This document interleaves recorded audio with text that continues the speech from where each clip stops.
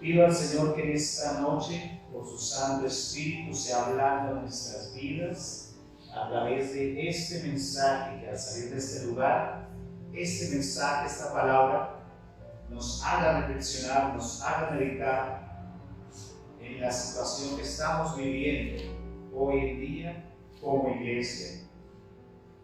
No es extraño ver cómo está el mundo actual. Para nadie es una sorpresa, ¿cierto?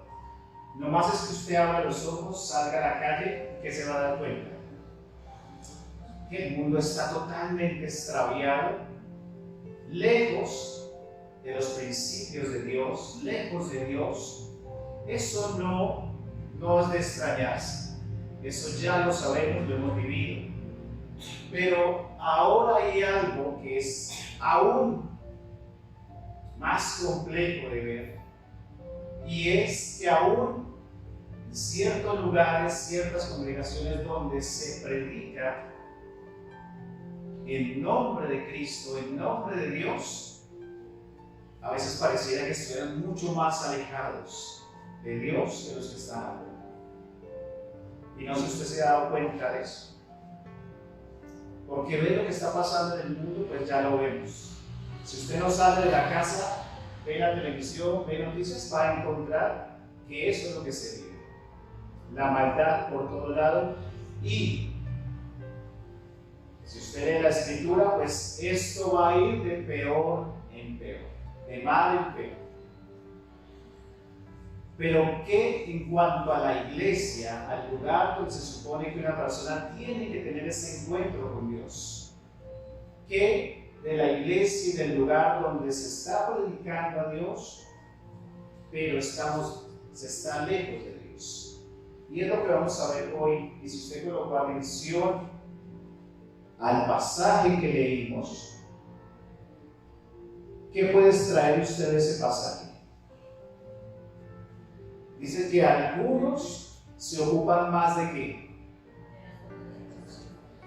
Del vientre, de las glotonerías, se ocupan más de lo terrenal que de las cosas de Dios, ¿cierto? Y hay una corriente de pensamiento que empezó en el siglo XX,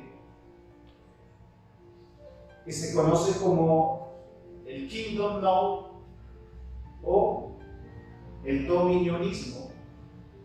No sé si ustedes sabían de esos conceptos. ¿Y cuáles son los postulados de esta filosofía?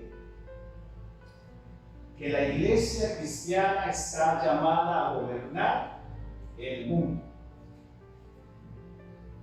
Como la iglesia cristiana está llamada a gobernar el mundo porque Dios dijo que no somos cola, sino somos ¿qué? Cabeza.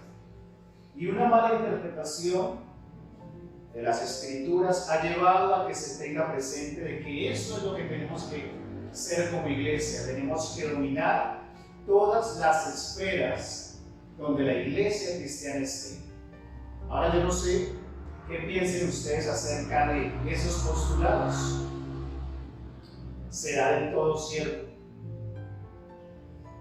Este dominionismo también dice que la iglesia cristiana tiene que llegar a las esferas del poder político. ¿Para qué? Para que así mismo se pueda seguir extendiendo el reino de Dios aquí en la tierra. En apariencia no tiene nada de malo, ¿verdad? Si ese es el propósito y ese es el fin de extender el reino de los cielos, pues diría uno, son loables estos postulados de esta corriente filosófica que está en la iglesia hoy en día. Pero como justamente la manera como hacen las grandes élites en el mundo es a través del poder económico tratar de gobernar el mundo. Las élites, cuando llamamos a élites, realmente es un pequeño grupo que quiere gobernar el mundo a través de muchas cosas. Pues este dominionismo también está y se ha metido dentro de la iglesia. y se quiere que a través de el poder económico poder estar en todas las esferas del poder. Y resulta y pasa que ahí surge algo que es el evangelio de la prosperidad. ¿Y cuántos han escuchado el evangelio de la prosperidad? El evangelio de la prosperidad dice entonces los que predican estos postulados que en la iglesia no pueden haber pobres.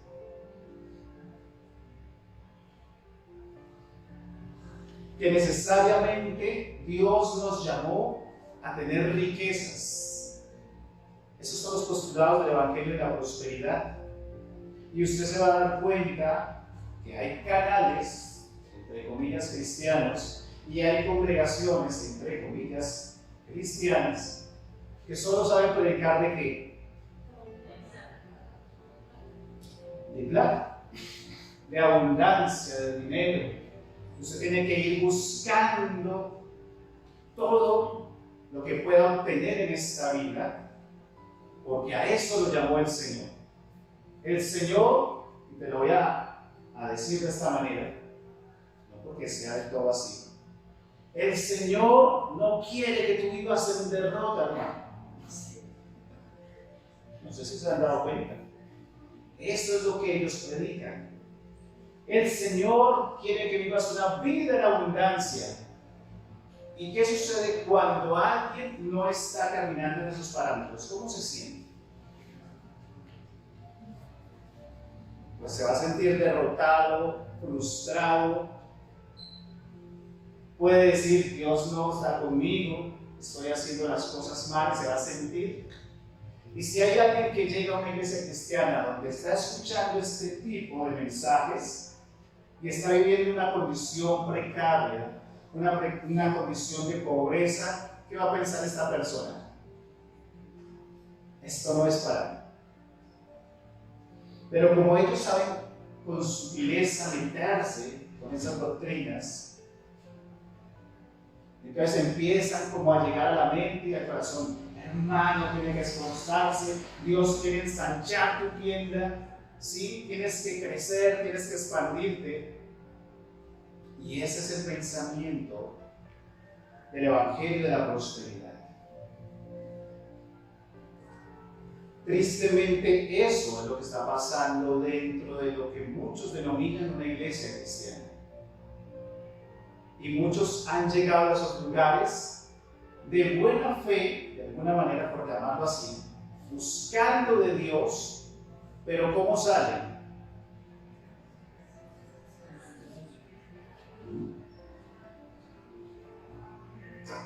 Y hay una cosa que cuando usted va a leer Apocalipsis, y vamos a ir a leer Apocalipsis de una vez para empezar a leer la Escritura. ¿Qué dice el libro de Apocalipsis capítulo 3, versículo 17?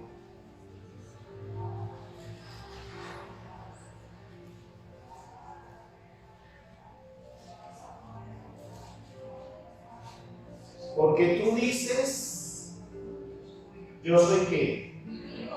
Rico, y me he enriquecido, y de ninguna cosa que tengo necesidad, y no sabes que tú eres ¿qué? Desventurado, miserable, pobre, ciego y desnudo. Hasta ahí es una exhortación que el Señor Jesús estaba haciendo a la iglesia de la Odisea. Pero cuando uno mira todo el contexto y analiza por qué el Señor estaba diciendo esto, ¿cómo se sentía la iglesia de la Odisea? ¿Tenía necesidad de algo? Ellos decían, somos ricos. ¿Y qué predican los del Evangelio de la Prosperidad? Riquezas, bienes materiales. Entonces ellos dicen, así como decía la iglesia de la Odisea, somos ricos y no tenemos necesidad de nada.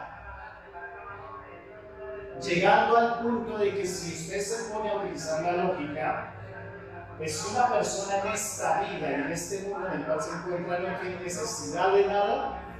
¿Será que está esperando ir al cielo? Si aquí lo tiene todo, ¿para qué cielo? Y ahí es donde nosotros, digamos, que esta exhortación del Señor Jesucristo es tan clara. Oiga, no les dije cómo se titulaba el mensaje. Una morada eterna. Ya voy terminando y título del mensaje. Una morada eterna. Y ya les voy explicando por qué el título del mensaje. Si una persona aquí en esta vida, en el caso de los que acá, como dice la Escritura, se siente rico, que no tiene necesidad de nada, si tiene todo lo que necesita para subsistir y más aún, para darse gusto de todos sus placeres, esa es la siguiente reflexión. ¿Será que esta persona va a querer ir al cielo? ¿Será que esta persona en sí está aguardando el reino de los cielos? Pues como les estaba diciendo, esta corriente del dominionismo, ¿qué es lo que está haciendo? Está predicando no para que las personas vayan al cielo, sino para que aquí en la tierra puedan conseguir absolutamente todo, porque ese es el concepto de que el reino de Dios se establece aquí en la tierra y que el Señor Jesucristo va a venir cuando toda la iglesia esté gobernando sobre todo el mundo entero. Ahora ustedes que son tan estudiosos de la Escritura, eso es lo que dice la Biblia. ¿Cuándo llegará la iglesia cristiana a gobernar todo el mundo? Cuando todo el mundo está viviendo un desenfreno total en la maldad.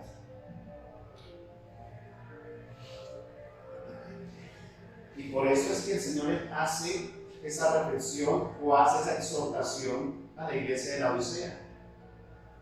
Para el concepto de la iglesia y para el concepto de los hombres no tienen necesidad de nada porque son ricos, hablan del evangelio de la prosperidad, de la abundancia, nada falta, siempre hay de todo.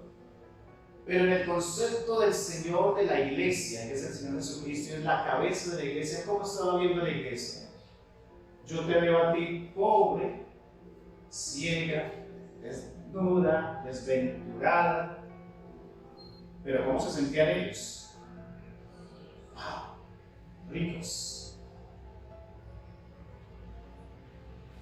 Esta misma exhortación nos cabe a nosotros y a la iglesia de hoy en día, porque tenemos que reflexionar. Si vamos en la misma corriente de lo que predican muchos, en ese evangelio de la prosperidad, de las riquezas, de que nada falte, pues nos toca pensar si el Señor nos está viendo como veía la iglesia de la Odisea, pobre,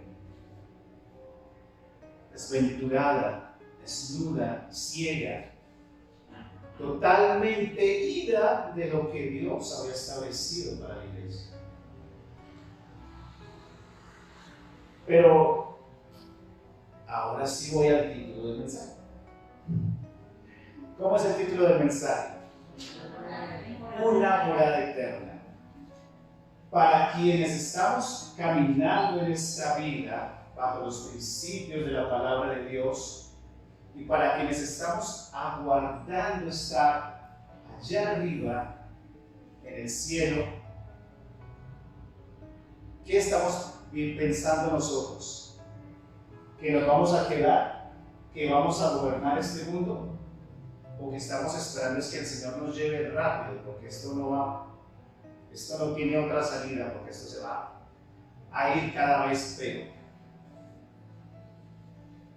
Y con esto en mente, mire, para que usted tenga claro, cuando escuche a alguien que está predicando acerca del reino de Dios aquí en la tierra, mire lo que dice la palabra de Dios en 2 de Pedro, capítulo 3. Hay unas hojitas atrás de Apocalipsis.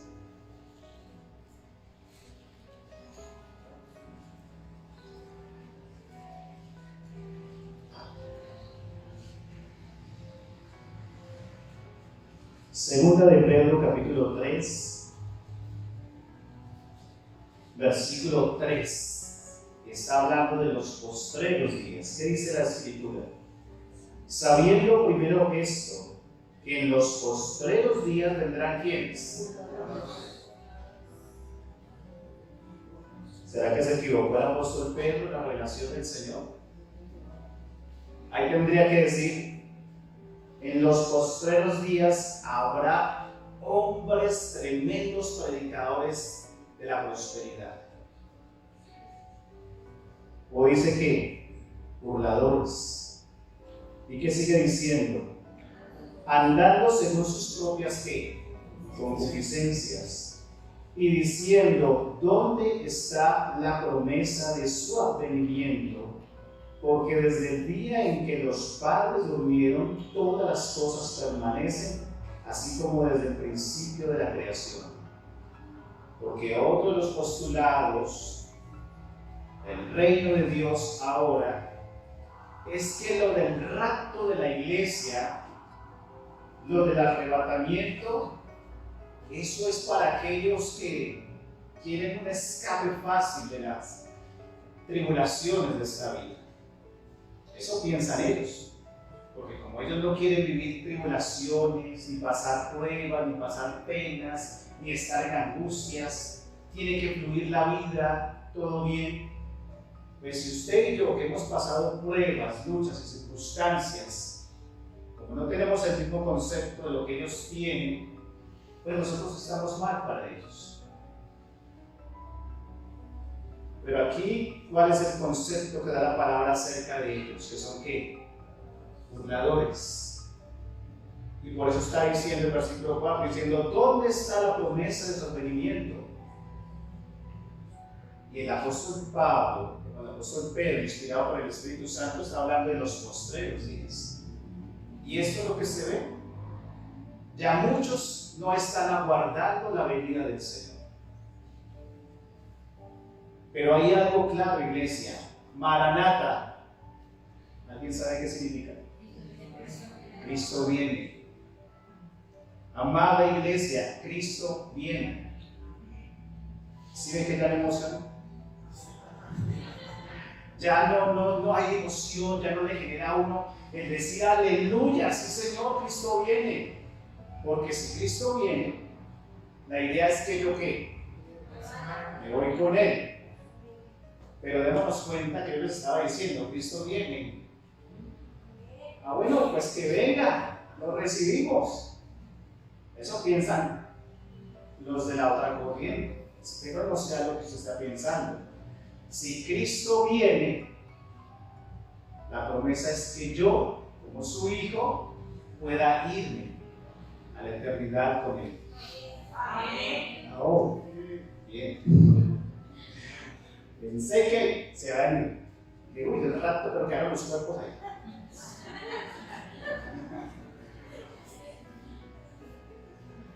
Amada iglesia.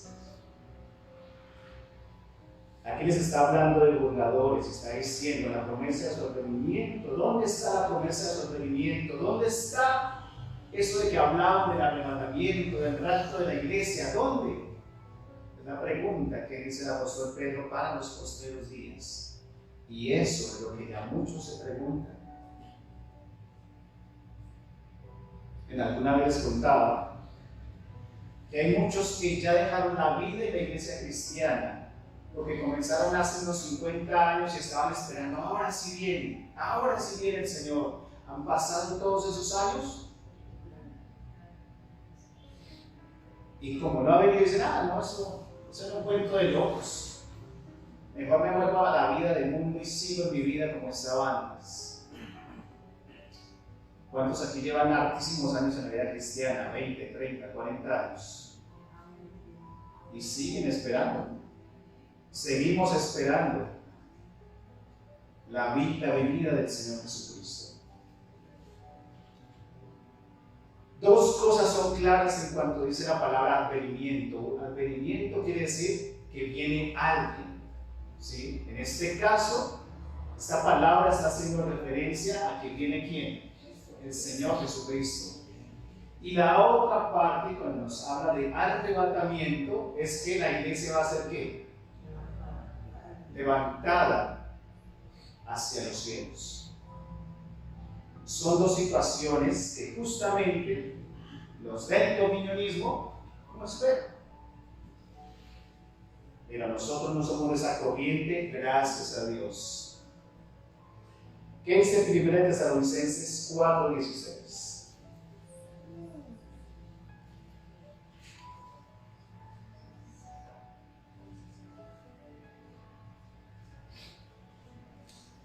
Porque el Señor mismo, con voz de mando, con voz de arcángel y con trompeta de Dios, descenderá. ¿De dónde? Del cielo. Y los muertos en Cristo resucitarán primero. Luego nosotros, los que vivimos, los que hayamos quedado, seremos ¿qué? Arrebatados juntamente con ellos en las nubes para recibir ¿a quién? Al Señor en el aire, y así estaremos siempre con el Señor. ¿Cuántos dicen amén? Amén. Pero no obligados. Dígalo porque usted lo está creyendo. O usted ya está viviendo la vida acá como que el Señor pues si viene, pues bueno, si no. No, esa promesa no se puede perder en nosotros, porque vamos a seguir mirando.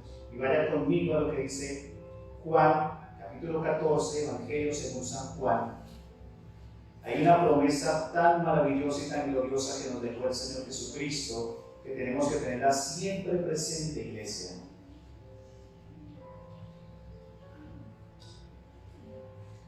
Juan capítulo 14, versículo 1 al 3. No se turbe vuestro corazón. ¿Creéis en Dios? Creed también en mí. En la casa de mi Padre, ¿qué hay? De ahí es donde viene el título del mensaje, unas moradas eternas. ¿Qué dice ahí? Si así no fuera, yo os lo hubiera dicho. Voy pues a preparar lugar para ¿quiénes? ¿Para quiénes? Para nosotros, ¿cierto? Y si me fuere y os prepararé lugar, ¿qué va a hacer el Señor? Vendré otra vez y os tomaré a mí mismo para que donde yo estoy, vosotros también ¿qué? ¿Cuál es la promesa gloriosa que nos está dejando el Señor Jesucristo? De que nos vamos a quedar aquí, en esta tierra, viviendo de los placeres y los manjares de esta vida. O sencillamente nos está diciendo, yo me voy, pero les voy a ir a preparar morada para que ustedes también puedan estar donde yo estoy. Esa es la promesa del Señor Jesucristo, y es una promesa que Él nos dio, y es una promesa gloriosa.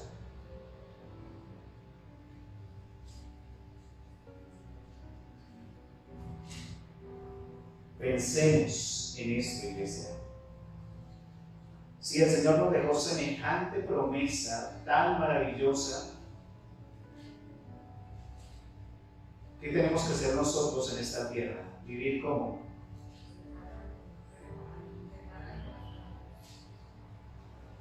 Recuerden que somos peregrinos, somos extranjeros, aquí estamos es de paso, iglesia. Aquí estamos es de paso, estamos viviendo el tiempo que nos corresponda vivir en la voluntad de Dios. Pero, como siempre lo digo, aunque todos estemos aguardando ese momento en que el Señor nos llame a su presencia como iglesia, tal vez muchos, como muchos que ya han pasado, ya han partido a la presencia de Dios. No espere usted a arrepentirse tal vez al último minuto, al último segundo de la vida que usted está llevando. No espere decirle, Señor, cuando ya vea una lucecita allá en el cielo, voy a decir, Señor, ahora sí me arrepiento. Porque tal vez a usted el Señor lo llame antes. Esta es la condición de un hijo, alguien que aguarda la venida del Señor Jesucristo.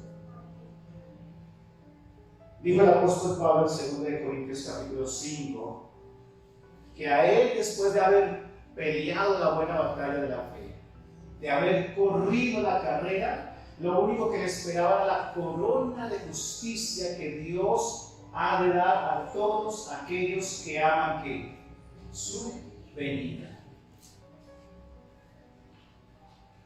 Y no caminamos la vida cristiana por ser merecedores de premios en Dios. Pero el Señor está diciendo, hay una corona de justicia, hay una corona de vida para aquellos que aman su venida. Si usted se mueve por gratificación, si usted se mueve por un reconocimiento, pues qué mejor reconocimiento que el que va a recibir de parte de Dios mismo cuando esté allá en la eternidad con Él. Una corona de justicia.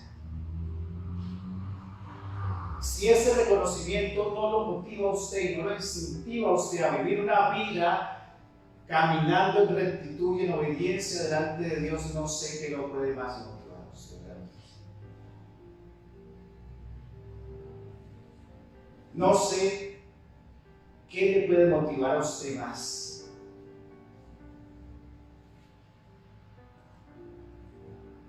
Y para terminar, vaya conmigo al libro de Apocalipsis.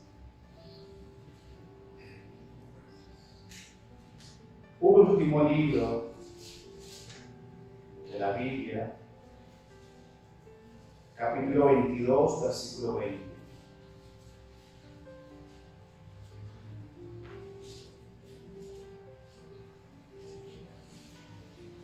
Dice la bendita palabra de Dios, el que da testimonio de estas cosas, dice, ciertamente, vengo en qué. Amén. Sí, ven, Señor Jesús. ¿Cuántos pueden en esta noche hacer esa declaración? Amén. Sí, ven, Señor Jesús.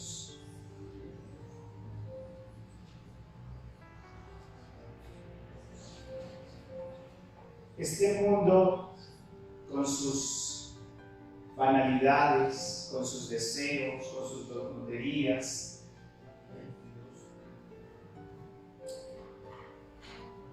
sutilmente hasta a muchos creyentes ha estado atrapando, los mantiene como en esa nebulosa. Usted está bien, a usted no le pasa nada, pues viva tranquilo. No se preocupe por las cosas de Dios.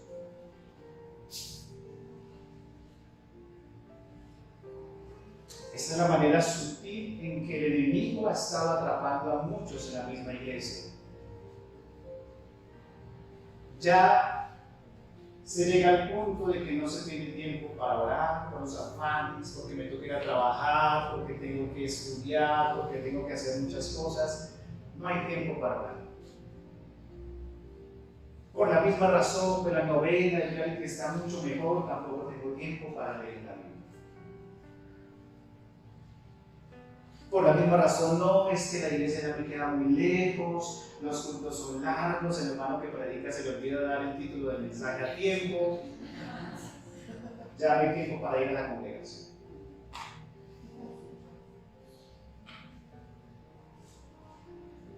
Y aunque nos parezca algo jocoso, iglesia, esa es la realidad. Esa es nuestra realidad actual. Por la misma razón creo que este año como iglesia se ha empezado a buscar que casi todos los ministerios tengan tiempos de oración.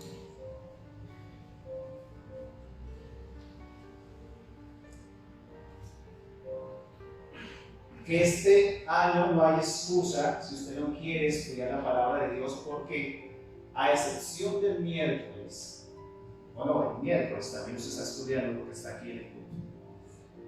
Todos los días se está dictando una clase de escuela bíblica. O sea, usted ya no tiene excusa para decir, es que ¿a dónde voy yo a aprender?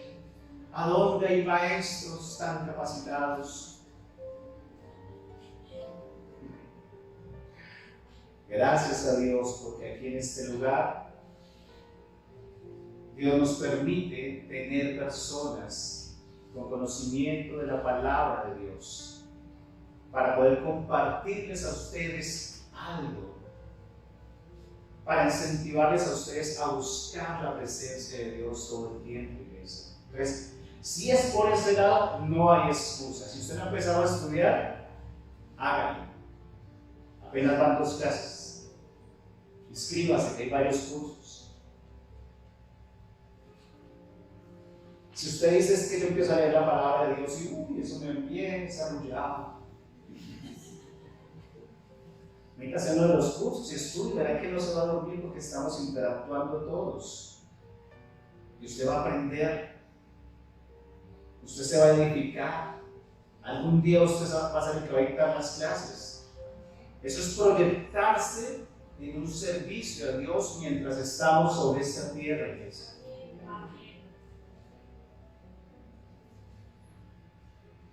Mire, usted no se imagina con mi esposa.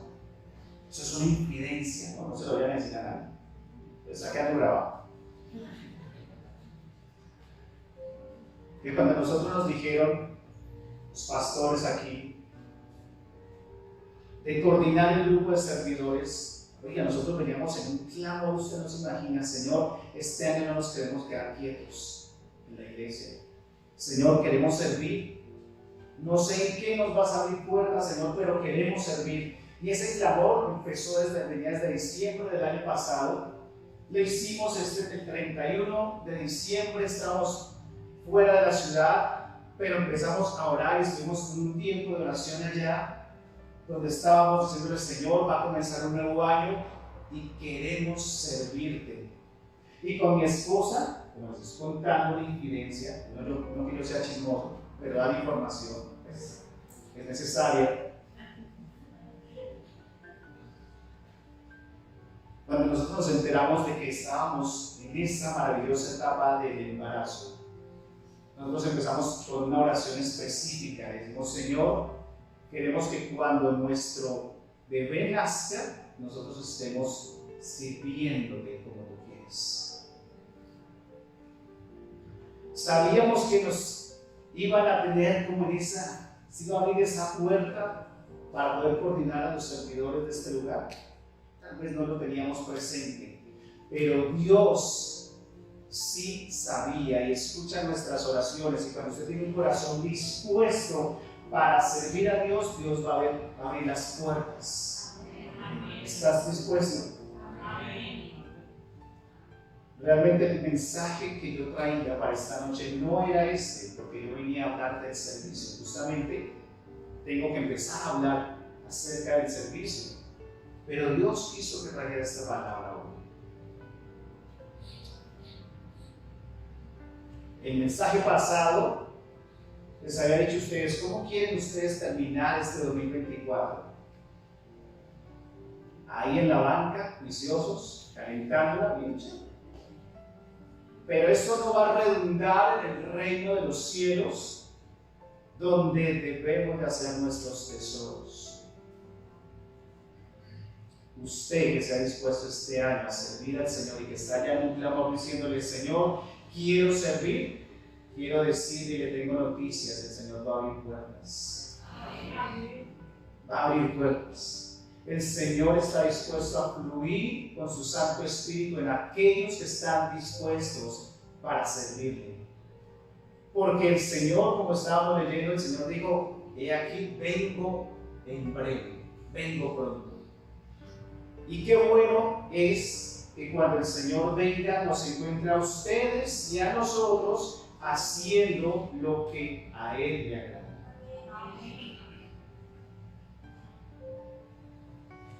¿Cuántos de los que están acá saben que tienen un llamado, un ministerio, que Dios les ha dado talentos? Y saben que muchos han hecho con ese talento lo que dijo el Señor en su parábola. Cogieron y respondieron dónde. ¿Y qué quiere decir el Señor cuando Él venga? Señor, tuve miedo porque sabía que tú eres severo y entonces lo que me diste lo escondía. Ya, aquí está, te lo devuelvo.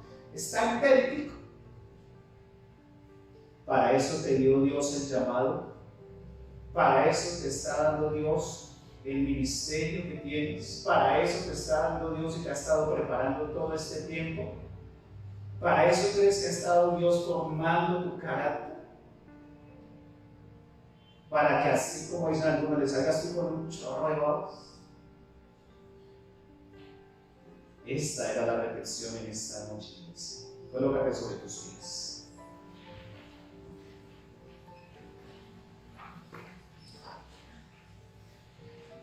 Y por lo mismo, para que esas corrientes de pensamiento que andan volando en muchos lugares no nos atrapen a nosotros y terminemos por allá hablando de cosas sin sentido, prepárese, estudie, capacítese, busque la presencia del Señor, deje que el Espíritu Santo le guíe a toda verdad, que esa es una de las funciones del Espíritu Santo. Tenga la disposición de decirle: Señor, aquí estoy, haz como quieras conmigo. Así le pasó al apóstol Pablo: ¿qué quieres que haga, Señor? Esas fueron sus palabras cuando iba camino a Damasco persiguiendo a la iglesia. Y tuvo ese encuentro con el Señor, y en ese encuentro su frase, su palabra fue: Señor, ¿qué quieres que haga? Si hoy tú tienes que decirle: Señor, ¿qué quieres que haga? Aprovecha, estás en un espacio donde lo puedes hacer. Señor, ¿qué quieres que haga? Tal vez no has encontrado el lugar, el motivo, la razón de lo que tengas que hacer en el Señor. Pues dile: Señor, ¿qué quieres que haga? ¿Qué quieres que te sirva, Señor? Aquí estoy. Quiero que me encuentres haciendo lo que tú quieres. Cierra tus ojos allí, Padre.